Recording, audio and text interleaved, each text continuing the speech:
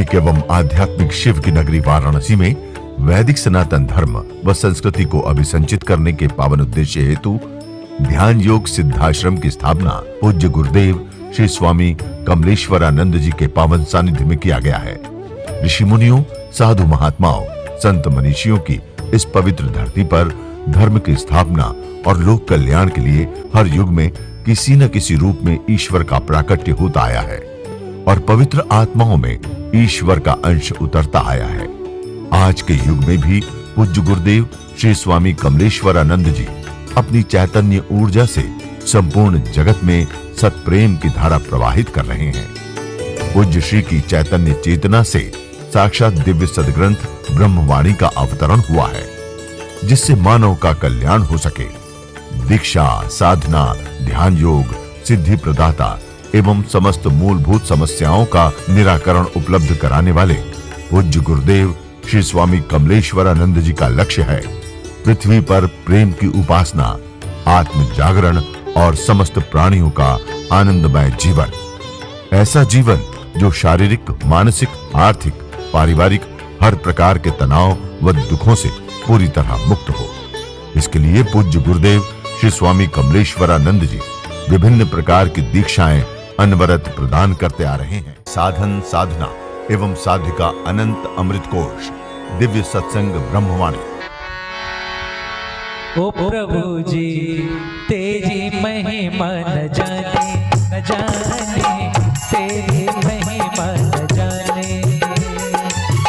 लोहे को तू सोना कर दे, लोहे को तू सोना कर दे, आग को कर दे पानी। ओ प्रभु जी तेरी महिमा न जाने, न जाने तेरी महिमा न जाने।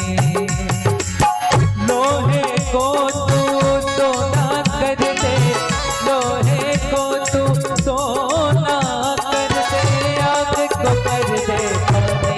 ओ प्रभु जी तेरी महिमा न जाने, न जाने तेरी महिमा न जाने।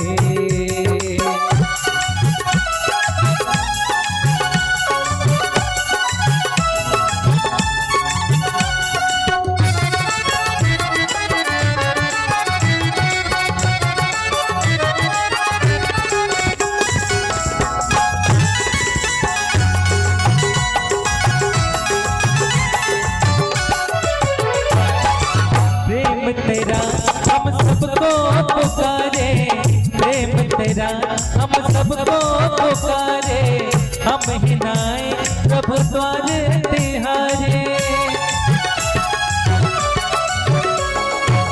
प्रेम तेरा हम सबको पुकारे, हम हिनाए प्रभु द्वार तिहारे। बात तेरी ना माने ओ प्रभु जी तेरी महिमा न जाने, न जाने तेरी महिमा न जाने। लोहे को तू सोना कर दे, लोहे को तू सोना कर दे, आग को कर दे पानी। ओ प्रभु जी तेरी महिमा न जाने।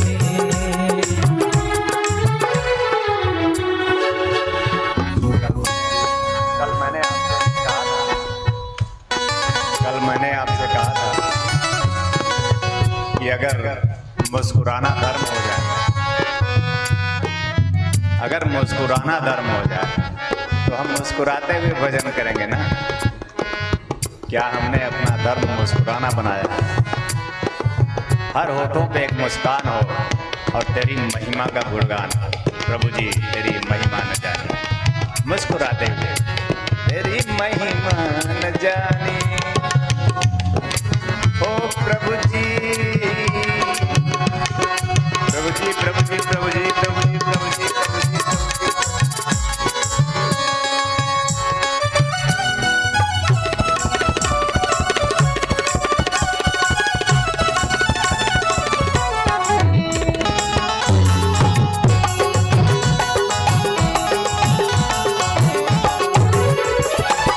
हर पल देते तुम हो दानी, तुम ही तो महावरदानी।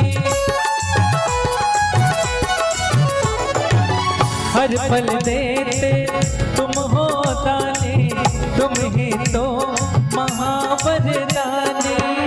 मैं मूर्ख अभिमानी ओ प्रभु जी, तेरी महिमा न जाने, तेरी महिमा न जाने। लोहे को तू सोना कर दे, लोहे को तू सोना कर दे, आग को कर दे पानी ओ प्रभु जी, तेरी महिमा न जाने, न जाने, तेरी महिमा न जाने।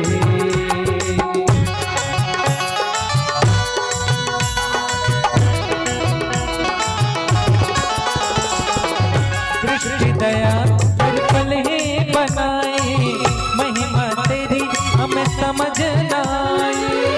मैं हूँ बड़ा जाने ओ प्रभु जी, तेरी महिमा न जाने, न जाने, तेरी महिमा न जाने।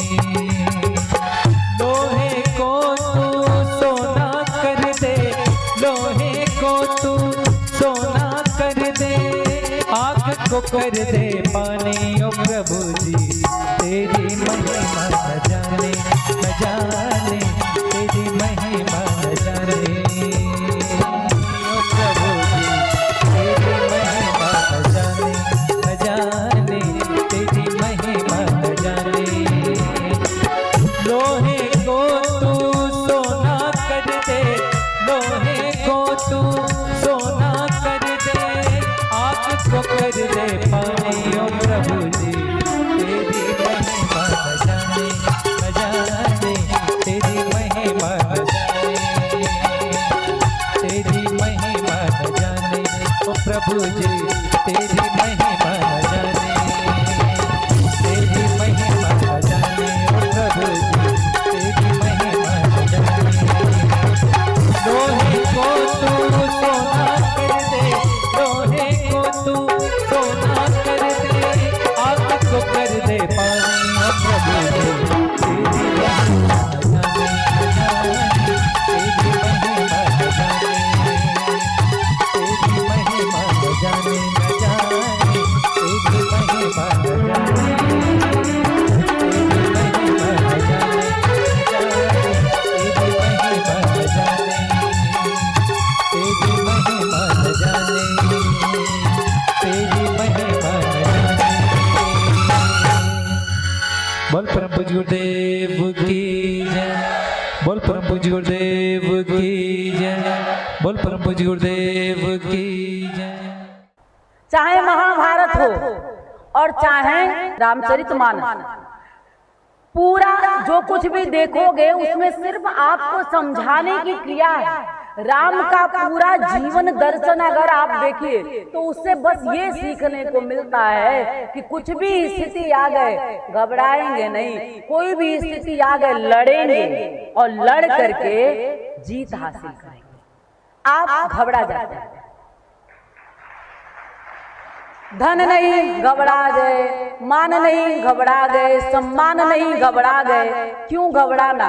हम एक बात कहते हैं, मेरी खुद की लाइन है, फूल नहीं पत्थर बन के जिएंगे, आंसू को पानी समझ के पिएंगे और खुद में वो हौसला भर लेंगे, खुद में वो हौसला भर लेंगे कि कांटे भी हमें चुभने से डरेंगे।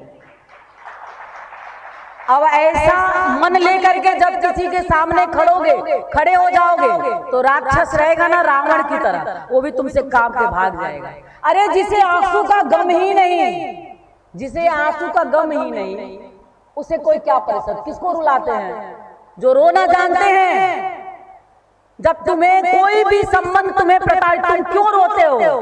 किसी संबंध की वजह से रोना है तो भगवान के लिए रोना शुरू करो, संबंधों के लिए नहीं। आप किसी भी संबंध की बात कहते हैं, अगर वो हमें छोड़ना चाहते हैं तो हम और ज्यादा खुशी से उन्हें छोड़ देंगे। ऐसा मन में हौसला रखो। वो हमें प्रेम करना जानते हैं तो हम न्यौछावर कर जाएंगे अपने आप को, राधा की तरह, मीरा की तरह, कृष्ण की तरह प्रेम में जीवन न्यौछावर कर देंगे। लेकिन तिरस्कार में, अपमान में ऐसे जीवन की आवश्यकता क्या है? लेकिन आप क्या करते हो? सिर्फ रोए जा रहे हो, सिर्फ रोए जा रहे हो। आंसू भगवान के लिए नहीं आते हैं। अरे जिससे पहला संबंध जुड़ा, जिससे जीवन मिला, जिससे तुम्हारी सांसें चल रही है, उसके लिए नहीं रोते हो, पत्नी के लिए रोते हो। और पत्नी रोती है पति के लिए, पूछता नहीं है, मत पूछे, तुम भी उसको मत पूछो। पर रो क्यों रही हो? ये कब तक तुम्हारे साथ? एक दिन मृत्यु आएगी, वो तुम्हारा साथ छोड़ देगा, तब किसके लिए रोगी? रोना शिव के लिए शुरू करो। भगवान सदाशिव एक ऐसा साथी या सदगुरु आपका एक ऐसा साथी कि हर समय काल में आपको वो मिलेंगे, आपकी वो रक्षा करेंगे। मेरे कई जन्मों की अगर यात्रा देखें तो शिव समाहित है। योनि भी बदल गई है, मनुष्य योनि में मैं नहीं रही हूं, तो भी भगवान शिव सदाशिव मेरे साथ है। और इसलिए हर निस आपका हृदय उसकी उपासना में हो। बेटे बेटियां, इनको पालिए, इनको संभालिए, इन्हें प्यार दीजिए, क्योंकि आपकी उनको आवश्यकता है। पर अंतर मन में अपने भगवान को रखिए, क्योंकि ये बड़े होंगे ना, आप बड़े हुए हो ना, अपने माता पिता को कितना पूछते हो? वो भी वैसे ही कल हो जाएंगे। पर आप अपने माता पिता को ये सोच करके मत छोड़ देना कि हमारा बेटा हमें नहीं पूछता है।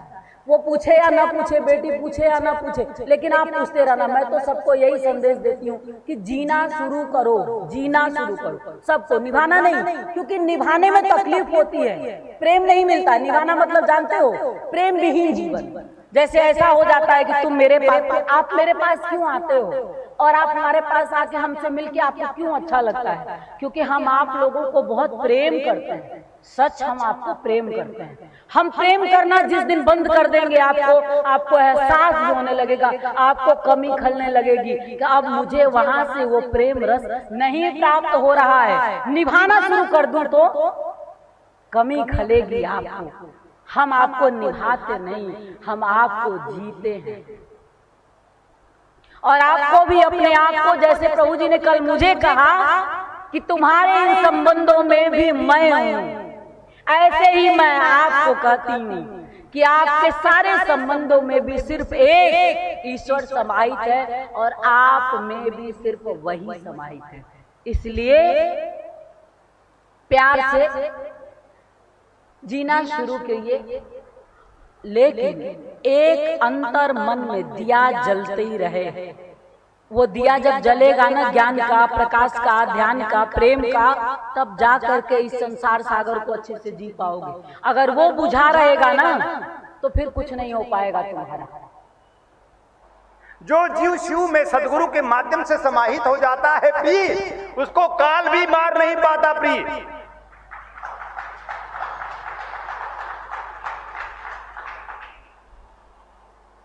इतनी गर्मी है ना, और सोचो मैं तुम्हारे लिए चीख रहा हूं, चिल्ला रहा हूं और तुम्हें जगा रहा हूं कि आओ, मैं तुम्हारी प्रतीक्षा में सदियों से मैं तुम्हारा गुरु हूं, सदियों तक मैं तुम्हारा गुरु रहूंगा। मैं गुरु हूं, उन्मुक्त आकाश में विचरण करता विहरता हूं। मैं प्राण आत्मा परमात्मा के रूप में इस संसार में पूरे विश्व में व्याप्त हूं। कोई शरीर नहीं, एकमात्र गुरु तुम्हारी प्रतीक्षा में युगों युगों से तुम्हारा गुरु। और तुम इसी जन्म सोचते हो कि मिलने का कभी मन न हुआ। हे गुरुदेव, कभी आंखें नम न हुई आपकी याद में, कभी हृदय गदगद ना हुआ आपकी याद में। आपको देखे तो हम झूम न पाए, आपको देखे तो हम नाच न पाए, आपको देखे तो हम मुस्कुरा न पाए, आपको देखे तो हम आनंदित ना हो गए। ये मेरे जीवन का दुर्भाग्य गुरु। एकमात्र आप हमारे जीवन की परिपूर्णता, प्राण आत्मा परमात्मा है सदगुरुदेव। अरे भाई, गुरु को आदमी मत समझना, गुरु आदमी नहीं होता। सदगुरु कबीर ने कहा है कि जो गुरु को मनुष्य के रूप में, आदमी के रूप में देखता है, वो अंधा है।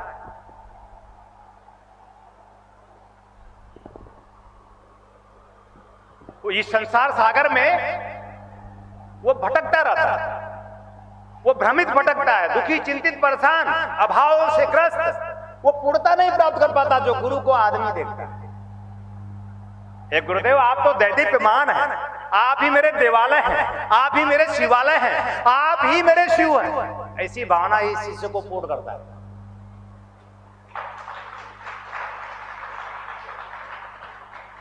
गुरुदेव, आप देवालय हैं, आप शिवालय हैं, आपका देह दिव्य मंदिर है।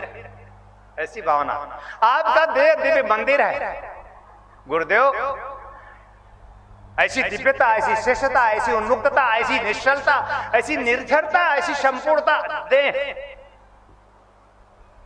ये कैसे संभव होगा? जीवन की पूर्णता इसी जन्म में कैसे मिलेगी? भौतिक जीवन, आध्यात्मिक जीवन में हम अपनी समस्याओं का समाधान कैसे करेंगे? भौतिक जीवन की सुसंपन्नता कैसे प्राप्त करेंगे? हमारे जीवन के अभाव और अकाल हम कैसे दूर करेंगे? अरे कोई एक जीवित जागृत चैतन्य सदगुरु की आवश्यकता है। मंत्रों के माध्यम से, तंत्रों के माध्यम से, साधनाओं के माध्यम से हमें ऐसी समझ प्राप्त होगी कि हम अपने प्रत्येक समस्याओं पर समाधान प्राप्त कर सकेंगे। एक ऐसी शक्ति, एक ऐसी दीक्षा, और कुछ नहीं कर सकते तो आप मेरे बीच आओ और मेरे पास बैठ जाओ और बोलो, गुरुदेव मैं अपना सब कुछ आपको देता हूं। आपके पास एक चीज है, कुछ हो ना हो, आपके पास एक चीज बहुत मूल्यवान है। बोले देंगे? अब आप सोच रहे हो कि पता नहीं कहां से खोज लाया, क्या है। आपके पास एक बहुत मूल्यवान चीज है जो प्रत्येक मनुष्य में है, देना है। आपके पास अहंकार। अब तालियां मारिए। आपका मैं बहुत भारी है। हर एक मनुष्य मैं में, हर एक मनुष्य में अहंकार है। और अगर जीवन की पूर्णता चाहते हो तो मैं से पूर्ण नहीं हो। अगर इस मैं को आप अपने गुरु को समर्पित कर दें तो आपको कहीं भी भटकने की आवश्यकता नहीं है। आपका अपना मैं देने के लिए तैयार है? सोच लेना, ये इतना सरल नहीं है। मैं एक ऐसी चीज है इस संसार सागर में। सबसे बड़ा आश्चर्य क्या है पता है? सबसे बड़ा आश्चर्य है कि मैं है नहीं और मैं है। जैसे एक व्यक्ति के पास धन नहीं है पर मैं है, एक व्यक्ति के पास गाड़ी नहीं है पर मैं है, गाड़ी के पहले मैं है और गाड़ी के बाद भी मैं है, घर नहीं है तो भी मैं है और घर हो गया तो भी मैं है। और सदगुरु कबीर कहते हैं जब तक मैं रहेगा तब तक वह दर्शन न देगा, जबकि वह उसी में है जिसमें मैं है। जिसमें मैं है उसी में वह है, वह प्राण, वह आत्मा, वह परमात्मा, जीवन का परम आनंद मैं बीच में खड़ा है। गुरु और शिष्य के बीच में जब तक मैं होगा शिष्य पूर्ण ना होगा। मनुष्य अगर जीवन में पूर्णता चाहता है तो मैं को मारना पड़ेगा। और मैं को मारने के लिए जानते हो अक्षर का अर्थ जानते हो? एक अक्षर, गुरु परम दैवतम, गुरु परम धर्मो, गुरु परमो गति, ऐसा समझो।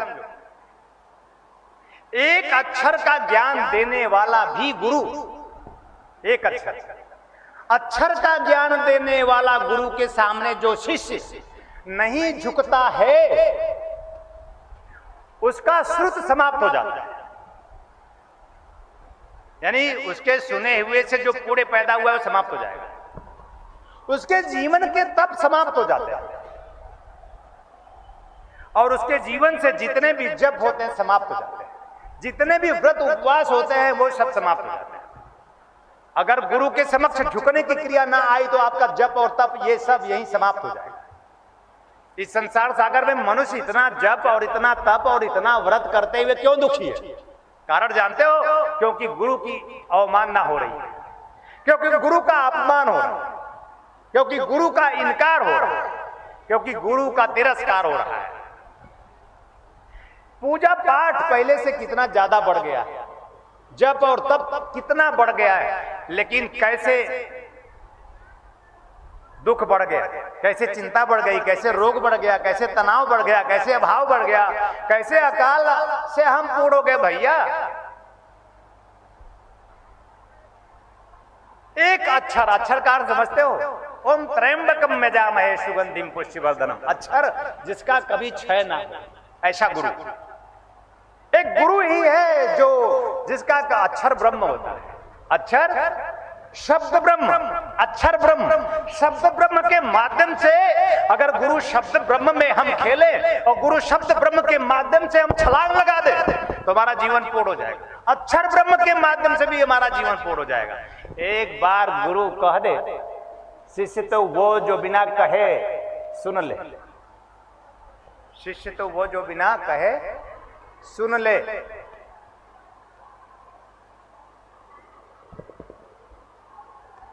ये काल है, ये बताने आता है मैं आ गया हूं, मैं समय हूं। वो कब से खड़ा चाह रहा था मेरी तरफ देखे। काल चाहता है कि मेरी तरफ देख ले, क्योंकि मेरी भी गति है। गुरुदेव आपके माध्यम से मैं काल गतिशील होता हूं। बड़ी अच्छी लाइन है। हे गुरुदेव आपके माध्यम से मैं काल हूं, इस संसार सागर में व्याप्त हूं और समय विशेष में जब जहां जरूरी होता है आपका काम कर देता हूं। हाँ हाँ, तालियां।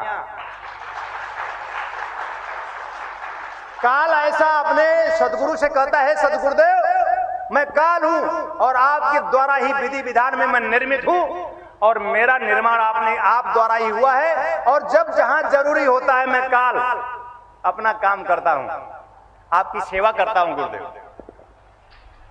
वही काल आकर मुझसे आदेश मांगता है, गुरुदेव अब आदेश दीजिए। मैं काल को भी आदेश देता हूं कि जा तू सर्वत्र जगत में व्याप्त रहना, तू अपने कर्म में रत रहना। तू काल है लेकिन तू मेरे शिष्यों पर कभी भी प्रभाव मत छोड़ना। अपने प्रभाव में तुम मेरे शिष्यों को डालेना। शिष्य वो जो संपूर्णता से अपने समस्त अहंकारों को विसर्जित कर अपने गुरु चरणों में समर्पित हो जाता है। हे गुरुदेव मेरा उपयोग कर लें, हे गुरुदेव मेरा उपयोग करें। अभी नम्रता जी ने कहा कि गुरुदेव हे भगवान, हे परमात्मा मेरे इस जीवन का उपयोग कर लेना। उन्होंने कहा ना, उनके जीवन का उपयोग हो गया। आप भी तो चिल्लाइए, गुरुदेव मेरे जीवन का उपयोग कर लेना। मेरा जीवन बेकार है कि गुरुदेव, किसी काम का नहीं है गुरुदेव, कोई रस नहीं है, कोई आनंद नहीं, कोई मस्ती नहीं। मेरे जीवन में वो आनंद प्राप्त हो गुरुदेव। इस जीवन का जैसे भी चाहे आप उपयोग करें। मैं अपना अहंकार समर्पित करता हूं और मैं आपको कहना चाहता हूं कि आपके पास सबसे बड़ी पूंजी आपका अहंकार है। अगर आप सचमुच अपने गुरु का आदर करते हैं, आप अपने गुरु का आदर करना चाहिए। गुरु का आदर आप कैसे करेंगे? प्रत्येक शिष्य को अपने गुरु का आदर करना चाहिए। गुरु का आदर होना ही चाहिए। ये आदर कैसे करोगे? गुरु का आदर कैसे कर सकते हो? अपने अहंकार को विसर्जित करके। अगर आप गुरु का आदर करना चाहते हैं तो अपना मैं छोड़ के और अपने श्वासों में अपने गुरु को भर लेना।